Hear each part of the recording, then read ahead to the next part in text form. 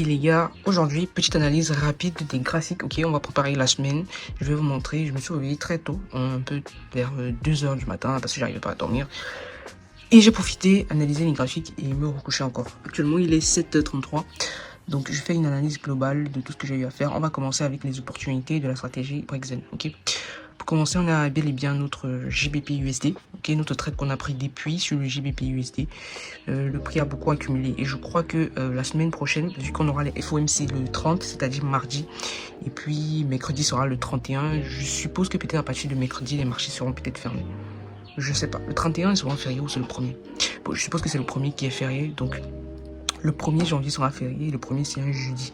Donc il n'y aura pas de NFP je pense, parce que si le 1er c'est un jeudi, potentiellement vendredi il n'y aura pas grand chose sur les marchés, même si les marchés ouvrent. Donc à mon avis, il n'y aura que les 3 premiers jours, c'est-à-dire lundi, mardi et mercredi seront les 3 jours où il y aura potentiellement de la volatilité. Sinon pour moi, il peut arriver que je ne traite pas. Je dis bien il peut, mais bon.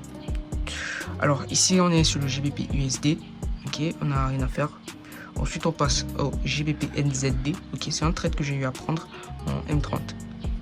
Donc, pour le moment, on est en drawdown. Ok, on est dans le négatif, mais on a bel et bien notre trendline qui a été faite ici. On a notre zone d'accumulation et on peut voir que le prix a brisé la zone. On est rentré là. Et le but, c'est de venir targeter ce sommet qui a créé en fait tout ce mouvement-ci. Donc, ça, c'est pour ce qui est du GBP NZD.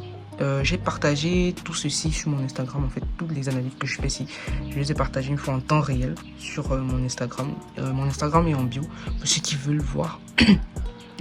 Donc, là, on est sur EURUSD.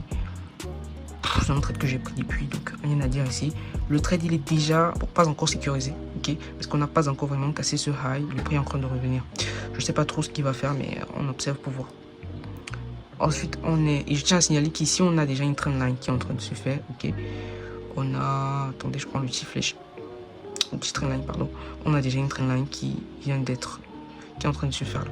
Mais je vais pas la garder, ça va saturer mon graphique. Ensuite, on passe à l'euro GBP. C'est un potentiel trade à prendre en M45, si je me trompe pas. Oui, potentiel trade à prendre en M45. Donc là, tout ce qu'on va attendre, c'est qu'on vient briser ma zone psychologique ici vers le haut. Donc si le prix vient briser comme ceci, ok, on fait ça par exemple. Boum, c'est là où j'entre ici. Et je pars targeter encore une fois de plus le high. Donc ça, c'est une autre opportunité qu'on pourrait avoir pour ce mois de janvier qui commence. Ensuite, on a le NZD USD. Ouais, ça sera plutôt en vente. Très belle zone. J'attends juste une cassure bien confirmée avant de rentrer. On aurait pu entrer ici en haut, mais pour moi, elle n'est pas intéressante comme zone. Donc, on observe. À ce niveau, pareil sur l'euro CHF, je crois que c'est en 1 heure ici. La prise de trade, oui. Soit 1 heure, soit M45, je sais plus trop. Il va me falloir un écran beaucoup plus grand. Sur raccourcir les graphiques, là, c'est épuisant. Donc, voilà, on a ces zones d'accumulation, on peut dire. On va juste observer ce qui va se passer. Je pense que c'est tout comme ouais, il y a le dernier sur l'AUD CAD. C'est un trade aussi, on peut chercher une vente et très belle accumulation qui se passe. On va juste attendre une fois de plus que la zone psychologique vient se briser. Donc grosso modo, voilà toutes les opportunités présentes sur la double structure. En ce qui concerne la stratégie Brexen, ok, j'ai déjà eu à faire tout ce qu'il y a à faire, c'est-à-dire tracer un carré qui représente la journée de vendredi sur les 4 actifs sur lesquels je travaille. Donc là, voilà, j'ai préparé déjà ma semaine. Il n'y a plus rien à faire à part attendre lundi, c'est-à-dire demain, pour voir ce qui va se passer sur les marchés. Entre-temps, je vais travailler aujourd'hui sur l'une des stratégies que j'ai dit et je vais commencer les séries de backtesting.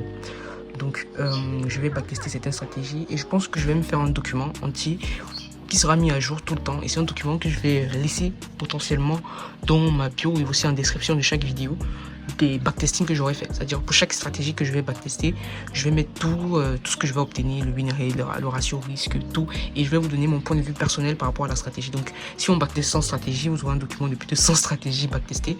Et quand je dis les backtests, on va aller sur des backtests de 3 mois parce que je vais faire des backtesting manuellement, histoire de vous donner déjà un point de vue de la stratégie.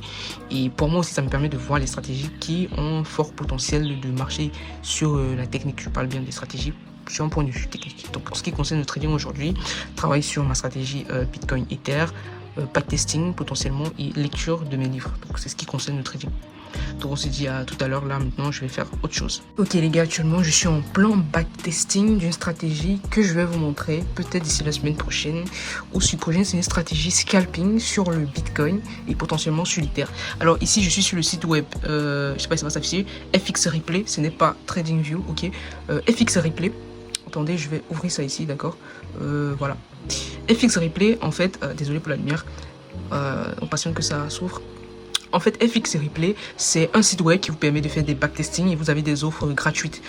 Donc, vous pouvez venir sur ce site si vous voulez tester si vous voulez faire du backtesting sur l'une de vos stratégies. C'est un site que j'ai trouvé parce que au moment où je voulais payer l'abonnement TradingView, ma carte de crédit, je pouvais pas la recharger, bon, pour certaines raisons. Donc, du coup, j'ai préféré chercher d'abord une alternative en attendant. Et là, je suis venu prendre j'ai fait des recherches sur Google, je suis tombé sur le site FX Replay. C'est un très bon site, ok. Vous pouvez voir que là, c'est mon nom et je suis avec la version gratuite où j'ai la possibilité d'avoir 2 sessions de backtesting. Alors, quand on dit 2 sessions de backtesting, ça veut dire que là, j'ai une session, ok, la session de la stratégie que je teste actuellement, que j'ai appelée bougie englobante sur le Bitcoin. Et depuis, je suis en train de backtester ça. Donc là, quand je vais terminer, je vais vous parler de cette stratégie. C'est une stratégie scalping et elle est assez intéressante parce qu'elle se base sur quelque chose d'assez simple. Et puis quand je vais finir le backtesting, je vais voir si c'est une stratégie qui peut être réellement profitable ou non. Et en même temps que je suis en train de backtester, je suis en train de suivre un podcast de la chaîne YouTube The Diary of a CEO. C'est l'une des chaînes YouTube que j'aime suivre beaucoup en ce qui concerne le business, entrepreneuriat. En fait, c'est une très belle chaîne YouTube podcast qui apporte pas mal de connaissances sur divers sujets. Ok, il n'y a pas que le business et l'entrepreneuriat. Bon, c'est une chaîne YouTube qui ne parle pas non plus de trading, mais elle peut vous apporter pas mal de connaissances. Donc, je suis en train d'écouter et actuellement, je suis là. Donc, voilà. Je vais taffer jusqu'à quasiment 16h30. Et puis, peut-être je vais vous parler de la stratégie avant de terminer le backtesting. Parce que je ne sais pas quand est-ce que je vais terminer. J'ai commencé à faire le backtesting j'ai pris l'année 2020. Ok, je ne sais pas si ça va se voir. Je suis en janvier 2020, le 3 janvier 2020, on est ici le 3 janvier 2020. Donc je suis en train de travailler ces stratégies. Et après, je vais faire les analyses de tout ce qu'il y a à faire et puis on va.